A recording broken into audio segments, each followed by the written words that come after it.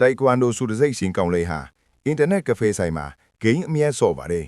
ဂိမ်းဆော့အရင်ကျွမ်းလို့ဂိမ်းထဲမှာကပတိန်တောင်ထင်နေပါ යි ဒီနေ့မှာကောင်မလေးတယောက်ရဲ့ဖုန်းဝင်လာခဲ့ပြီးသူ့ရဲ့ဖုန်းဆိုင်မှာကြံခဲ့လို့ပြန်လာပေးညာ1-3 သိန်းပေးမယ်ဟုပြောကလာပို့ခိုင်းခဲ့ပါတယ်နောက်တနေ့မနေ့နိုးလာချိန်မှာတော့သူ့ကိုမိန်းကလေးကိုအကြက်မှပြုခြင်းပြီးတပ်ဖြတ်ခဲ့တယ်ဆိုတဲ့ရာဇဝတ်မှုနဲ့လာအဖမ်းခံရပါတော့တယ်တရားရုံးမှာတရားသူကြီးကသူ့ကိုထောင်တန်းတစ်သက်ကျွန်းချလိုက်ပါတယ်ထောင်ထဲမှာလည်းသူကအမြဲလိုအနိုင်ကျင့်ခံနေရပါတယ်နောက်ပိုင်းမှာသူလည်းငြင်းခံမနေပဲပြန်ချလာပါတယ်သူ့အမေတေးသွားပြီးတည်င်းကြလိုက်တော့ထောင်အပြင်ဘက်ထွက်ချင်နေခဲ့ပါတယ်ဒီနေ့ထောင်ကွင်းထဲမှာဘိုးတော်ကြီးကိုခုတ်လိုက်ပြီးကိုဓာတ်နဲ့ပြန်ထိုးကထောင်အပြင်ထွက်နိုင်အောင်ကြိုးစားခဲ့ပါတယ်ထောင်ကားပေါ်မှာတိုက်ခတ်ရင်ကားမှောက်ပြီးသူလည်းလွတ်မြောက်သွားခဲ့ပါတော့တယ်တောတဲ့တောင်တဲ့ရွယ်ကွင်းတွေထဲကနေဖြတ်ပြီးကားပြက်နေတဲ့လင်မယားကားကိုပြင်ပေးရင်းလမ်းချုံစီးပြီးမြို့ထဲကိုပြန်ရောက်လာခဲ့ပါတယ်